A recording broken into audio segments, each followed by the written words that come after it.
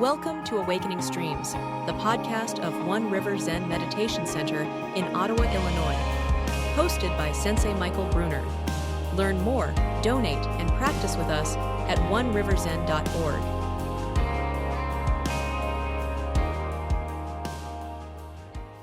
Saturday morning, yeah. So as we sit, as we begin to really open up, we begin to practice. And when we practice, one of the first things that comes to the fore is we notice exactly how much we carry. All the judgments, all the stories, all the ideas, all the beliefs, all of our expectations. Yeah. And we cling to these things hard. We cling to them really hard. So hard that we begin to actually weave them into the narrative of who we think we are. Yeah. These things rise up before us now, and we see them in stark relief because they're no longer hidden by the busyness of our everyday lives. Normally, we just keep ourselves busy or binge watch Netflix when these things come up. But when we sit meditation together with an intention to really show up and see what's here, then we actually, lo and behold, see what's here. Yeah. And we look closely, we see that it's not just that we carry them, yeah, but to a large extent, in grasping them, they become a part of us and they pull us along.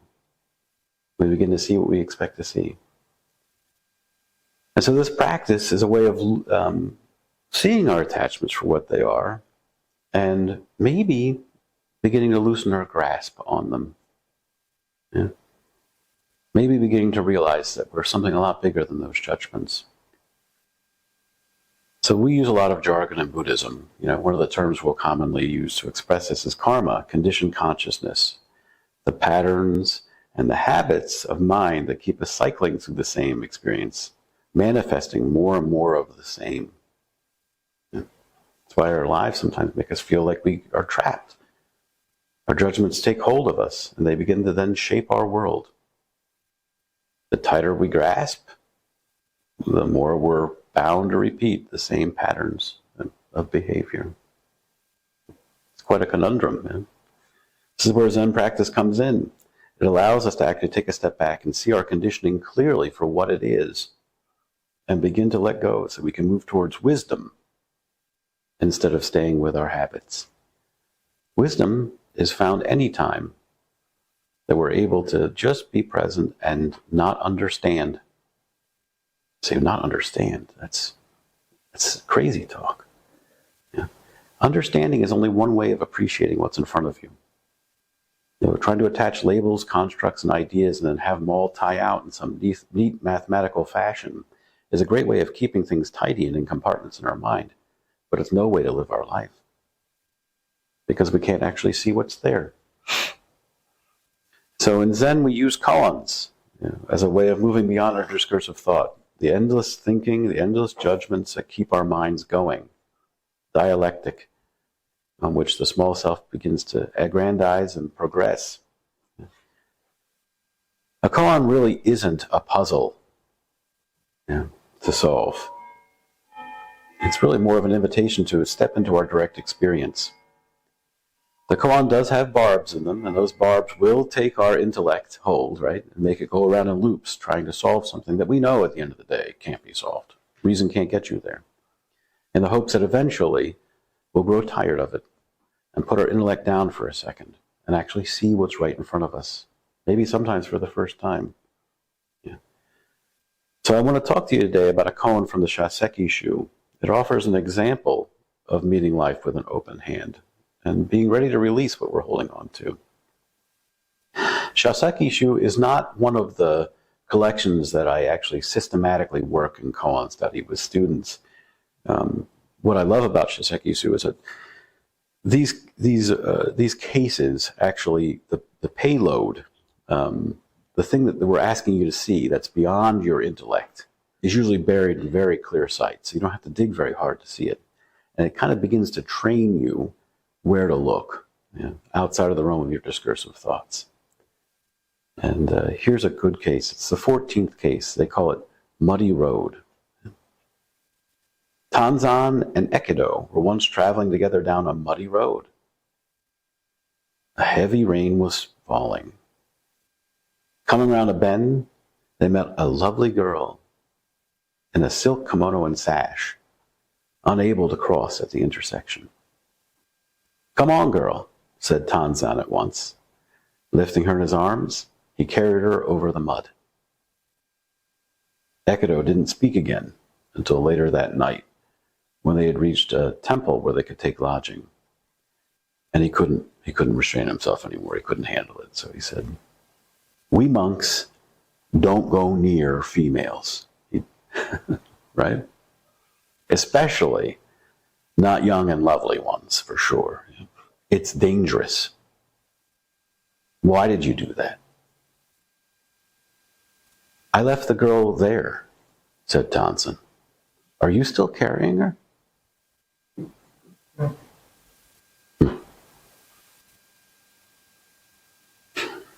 We can see in the story how easily we often become caught by fixed ideas of right and wrong, and propriety and impropriety. Yeah.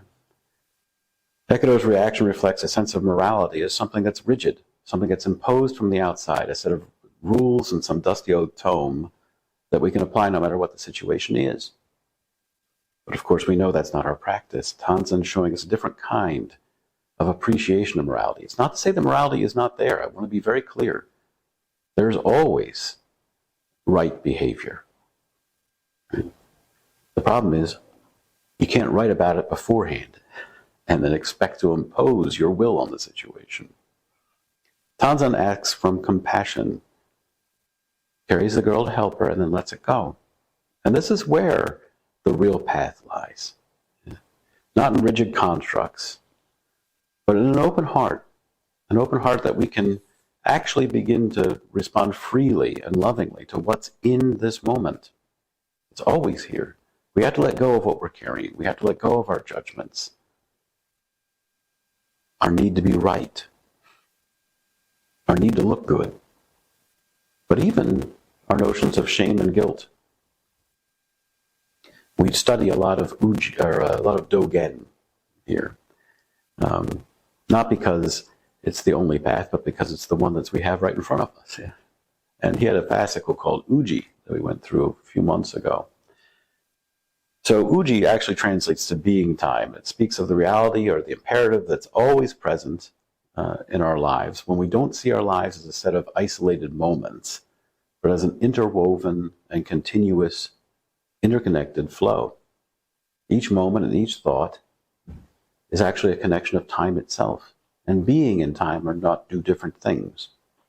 Yeah. Here, past, present, and future are ideas. They're always present when we can actually drop our ideas of them and just be here with our lived experience. Yeah.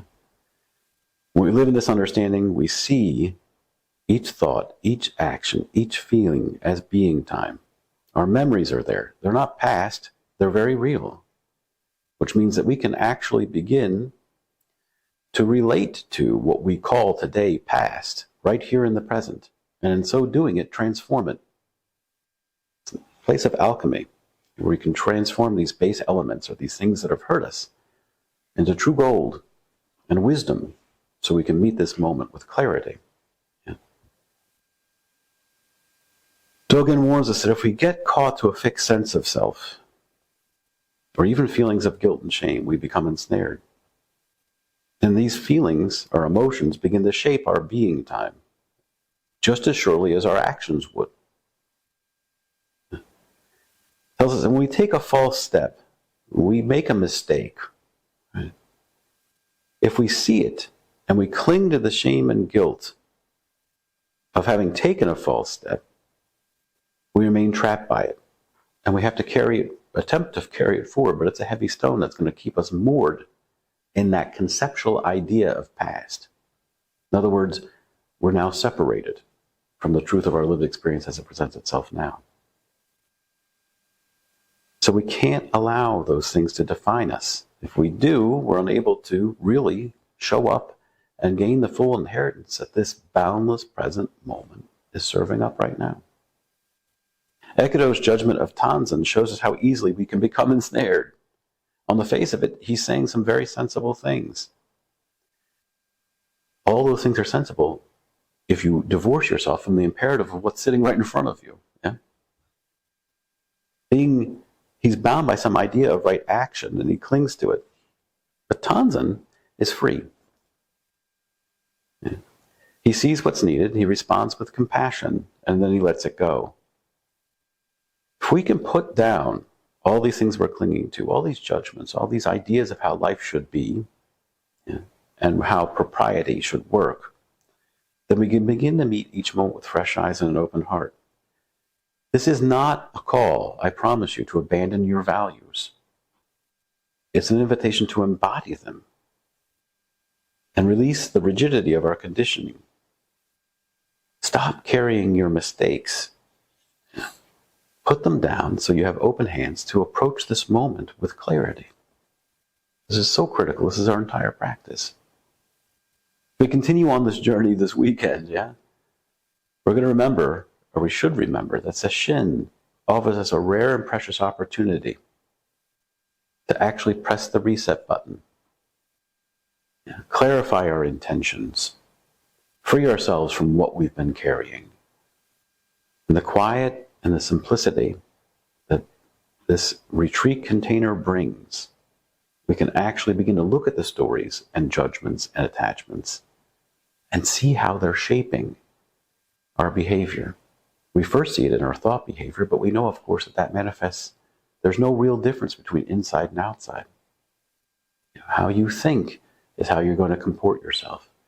And if you're constraining yourself and restraining your behavior based on ideas of past shame and guilt, you're never going to be able to reach out and manifest as compassion. You have to do that first within. Release there, and then you're fully available to manifest as the medicine that the world needs.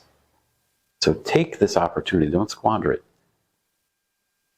to actually take a step back, to see all those things that are holding us back, and to open yourself to the truth of letting them go, recognizing that your judgments and your ideas don't hold you, and that your actions are your true continuance. When we live this way, when we live in a position of wisdom, then we're free to be compassionate. And then we show up fully in each moment, and we're sufficient onto any challenge that confronts us to transform suffering into joy. Thank you for joining us.